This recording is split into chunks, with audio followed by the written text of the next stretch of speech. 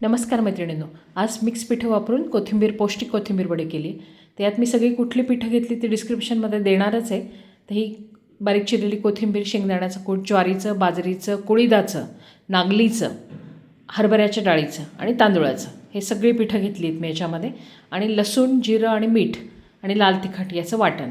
एक तर फक्त लाल तिखटाची करायची असेल तर लाल तिखट घ्यायचं, हिरवी मिरची करायची असेल तर लाल तिखटाची ऐवजी हिरवी मिरची घ्यायची.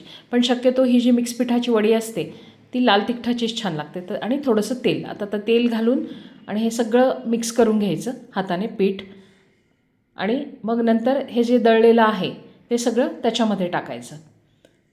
हे बघा, असं बारीक दळून घ्यायचं. जिरं, लसूण याच्याने चव खूप सुरेख लागते. तर हे सगळं असं चोळून घ्यायचं आधी पिठाला एकसारखं. आणि त्याच्यानंतर मग पाणी घालायचं. थोडं थोडं पाणी घालून आपण जशी कोथिंबीरच्या वड्यांना मुटकुळे करायला जसं पीठ करतो थोडंसं घट्टसर, त्याप्रमाणे भिजवून घ्यायचं. पाणी एकदम नाही घालायचं, थोडं थोडं पाणी घालून आणि मिक्स करायचं आणि छान असं चुरून घ्यायचं. या पद्धतीने पीठ करायचं. आता थोडंसं तेल लावून हे पीठ मळून घ्यायचं. इथे मी अर्धा कप तेल घेतलं होतं, ते सगळं तेल मी त्याच्यात वापरून घेतलं.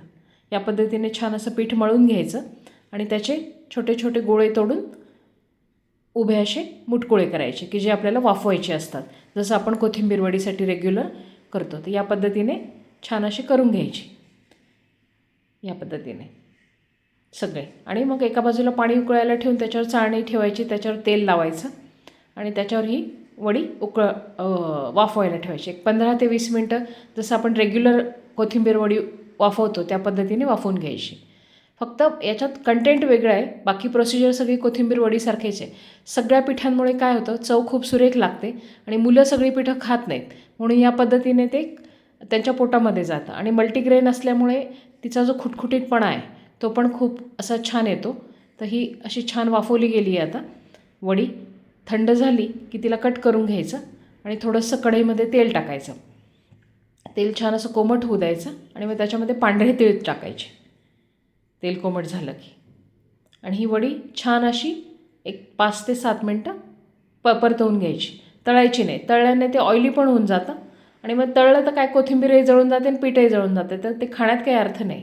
म्हणून शक्यतो कोथिंबीर वडी गरम गरम जेव्हा जेवायचं असेल तेव्हा या पद्धतीने तीळ घालून आणि तेल घालून छान अशी परतवून घ्यायची. ती पण अशी छान खुटखुटीत होते, ती काय अशी पीठ लागत नाही चवीला. तुम्ही प्रमाण जर सगळं व्यवस्थित घेतलेलं असेल तर हे सुद्धा खायला खूप सुरेख लागतं.